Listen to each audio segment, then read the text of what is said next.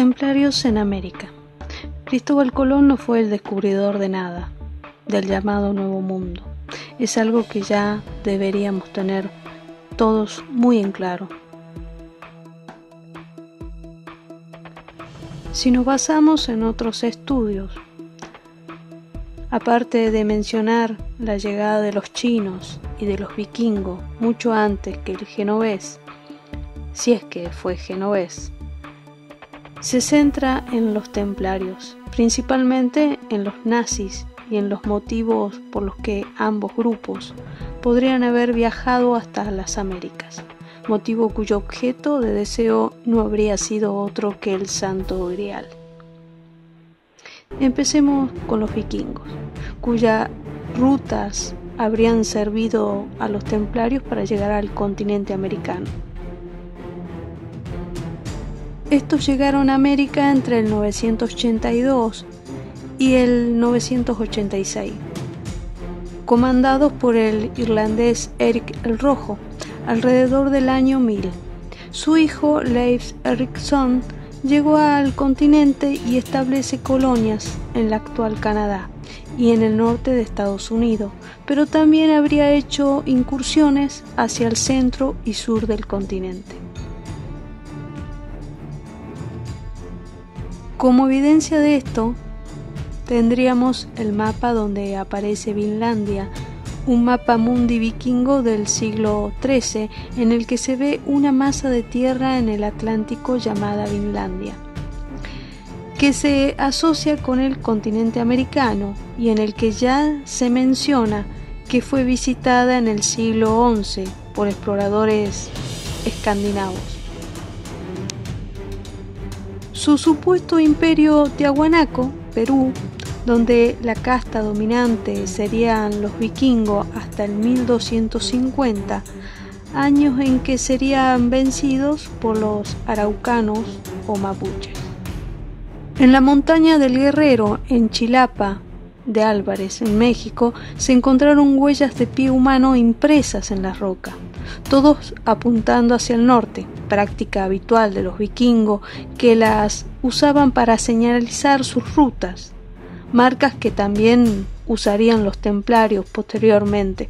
Según los investigadores que aparecen en los documentales, habrían señales de que este tipo por todo Latinoamérica, y la más conocida tiene el nombre del pie del caballero.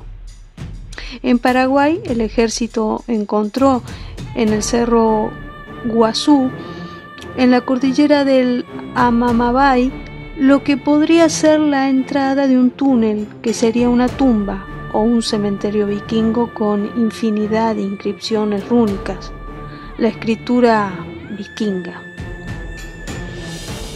El asombroso parecido de la mitología guaraní con la vikinga y que varios de estos pueblos sudamericanos son diferentes al resto de la zona. Son barbudos, rubios y tienen otras características físicas que lo hacen diferente de los malasios polinesios. Las piedras con runas encontradas a los márgenes del río Chubut. Ahora pasaremos a los templarios, que es nuestro tema principal. La Orden Militar Internacional, fundada en 1118-1120, los 9 caballeros franceses que la iniciaron se hacían llamar en su origen los pobres caballeros de Cristo y del Santo Sepulcro de Jerusalén, y su supuesto objetivo era el de defender, de proteger de los asaltantes a los peregrinos que realizaban el viaje a la Tierra Santa. Cuando llegaron a Jerusalén, el rey Balduino les dio un lugar en la caballeriza del templo del rey Salomón, donde permanecieron 15 años, o 7 o 9, según donde se informe uno. En vez de proteger a los peregrinos como se suponía que iban a hacer, de aquí vino el nuevo nombre que adquirieron, los templarios o caballeros del temple. Después de salir del templo y en cuestión de muy poco tiempo, acumularon muchas riquezas y crearon las primeras bancas. además de empezar a construir monedas en la economía europea. En las rutas y caminos principales que encontraban, y gracias a un concilio ecuménico que les daba el poder de aceptar dinero, presentaban un servicio según el cual los peregrinos les daban el dinero que llevaban encima para evitar que les pudieran robar durante el trayecto. Los templarios lo guardaban y en cambio les daban lo que los viajeros, una orden de pago o letra de cambio. Un papel que podría canjear al final del trayecto por el importe que habían prestado al inicio de la ruta. Eso sí, este servicio se cobraba elevados intereses, como no podía ser de otro modo, y esta fue una de las varias por las que los templarios gozaban de sus arcas llenas.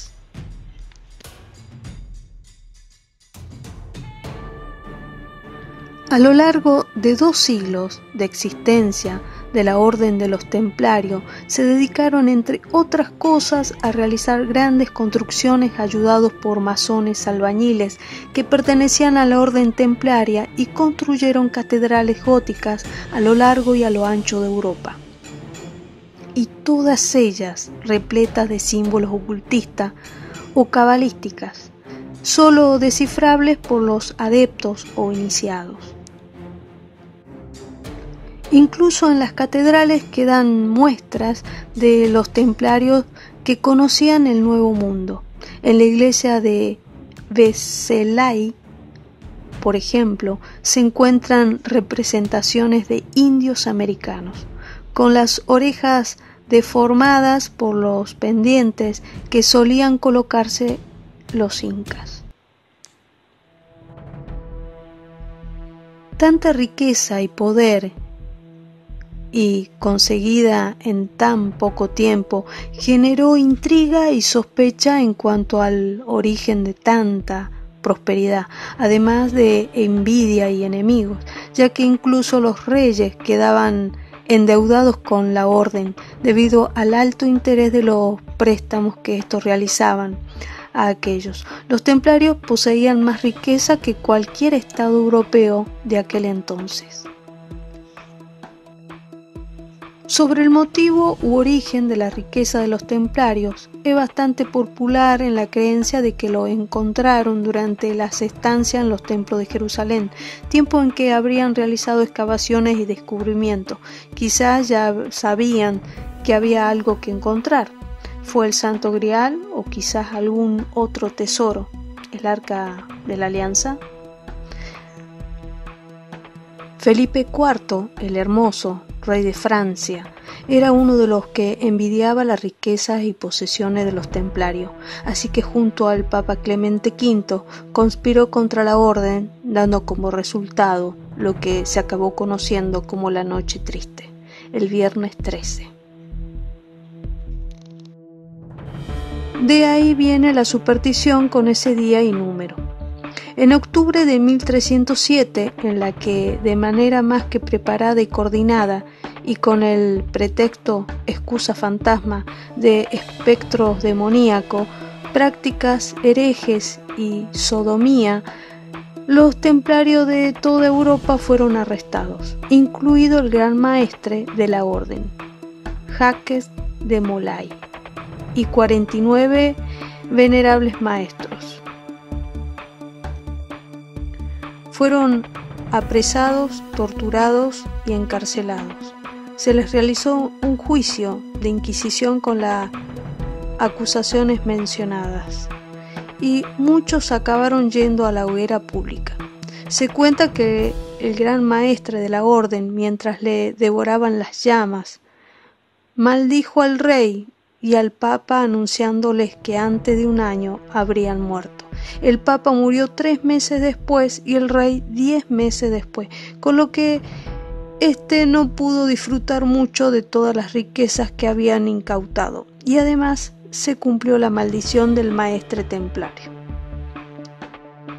De todos modos, también se explica que en realidad cuando accedieron a las arcas de los templarios las encontraron casi vacías, lo que se debería a que los templarios habrían sido avisados por sus servidores de inteligencia y algunos de ellos habrían huido antes de la cacería, con los tesoros más importantes para ponerlos a salvo. Los templarios disponían de un puerto militar de la Rochelle, a la orilla del Atlántico en el norte de Francia, fuertemente custodiado, al que se podía llegar por 7 caminos distintos y que solo los templarios podían acceder. Es el puerto que habría usado no solo para escapar hacia el Nuevo Mundo con los tesoros, el Grial, sino que desde su creación lo habían utilizado como salida para viajar de manera regular a dicho continente, cargarse de plata y oro y viajar de vuelta a Europa. Pero antes de continuar con los templarios en el Nuevo Mundo, hagamos una pausa para hablar del Grial. La palabra Grial se hace famosa a partir de 1190, cuando el poeta y escritor francés Chetien de Troyes hace una obra de teatro en la que se dice que en un Grial se encuentran las hostias consagradas de Cristo. Sería donde José Arimatea, dueño del lugar donde se realizó la última cena de Jesucristo, con sus discípulos y propietarios del sepulcro en el cual fue depositado el cuerpo del Nazareno.